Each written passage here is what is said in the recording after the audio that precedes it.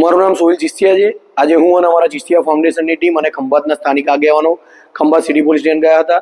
અમારું Khambhat city police station જવાનું મુખ્ય કારણ એવું હતું કે ગઈકાલે ખંભાતના એક મેળાની અંદર અમુક વિકૃત માનસિકતા ધરાવતા લોકો દ્વારા સમગ્ર વિશ્વના મુસ્લિમ સમાજનું મહાન પવિત્ર ગ્રંથ કુરાન શરીફ અને અમુક કિતાબોના પેજ ફાડીને આ લોકોએ ખંભાતના લોકમેળાની અંદર એક ચગડોળમાં ઉપર જઈ આ ફાડેલા પેજને અપમાનિત થાય તે રીતે ઉછાળવામાં આવ્યા।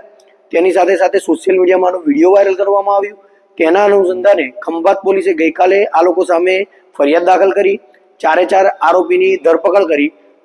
અમે ખંભાત પોલીસે આરોપીની ધરપકડ કરી તેની કામગીરીને બિરદાવીએ છીએ, પણ તેમ છતાં અમારે આજે જવાનું મુખ્ય કારણ એવું હતું કે ખંભાત પોલીસને અમે લેખિત અને મૌખિક રજૂઆત કરી અને આપ મીડિયાના માધ્યમથી પણ અમે જણાવવા માંગીએ છીએ કે જે આ 4 આરોપીને પકડવામાં આવ્યા 4 આરોપીની ઉંમર 18 વર્ષથી ઓછી છે, એટલે આ લોકોએ આ કામ કરેલું નથી, આ કામ બીજા દ્વારા કરાવડાવ્યું છે અને કરાવવાનું કારણ હિન્દુ મુસ્લિમ એકતા જોખમાય, શાંતિ દોડાય અને પલિતો ચંપાય તે છે।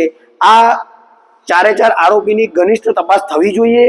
તેની સાથે સાથે ઘનિષ્ઠ તપાસ થયા પછી જે પણ આરોપીનું નામ ખુલે તે ભલે કોઈ પણ સમાજનો હોય, કોઈ પણ પાર્ટીનો હોય અને ગમે તેવો ચમડબંધી હોય, તેણે આ બહુ ખોટું કામ કર્યું છે। આ ઘટના બિલકુલ નિંદનીય છે।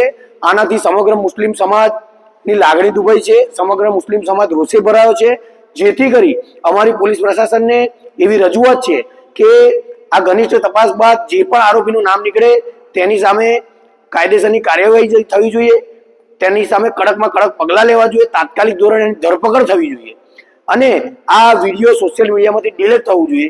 જેના માટે અમે ખંભાત સિટી પોલીસ સ્ટેશન ગયા હતા। ત્યાં અમને જવાબદાર અધિકારી તરીકે ડીવાયએસપી સાહેબ, પોલીસ ઇન્સ્પેક્ટર સાહેબ અને બીજા જવાબદાર અધિકારી મળ્યા હતા। તેઓ અમારી વાત શાંતિથી સાંભળી હતી અને અમને સાંત્વના આપી હતી કે આની અંદર અમે નિષ્પક્ષ તપાસ કરીશું અને જે પણ આરોપી હશે તેને કડકમાં કડક સજા થાય તેવી જોગવાઈ કરીશું, જેથી અમે પોલીસ પ્રશાસનનો આભાર માનીએ છીએ। તેની સાથે સાથે મારું જાહેર જનતાને એવું કહેવું છે કે ખંભાતની અંદર અત્યારે પૂરતો ચાંપતો પોલીસ બંદોબસ્ત છે, કોઈ પણ જાતનું છમકલું છે નહીં, બિલકુલ શાંતિ અને સલામતી છે, જેથી ખોટી અફવાઓ ફેલાવી નહીં અને ખોટી અફવાઓમાં આવું નહીં। अस्तु, जय हिंद, जय भारत। देश और दुनिया के खबर के लिए अपने मुसीबत के समाधान के लिए एक बार लाइक, शेयर, सब्सक्राइब और कमेंट आप जरूर करें।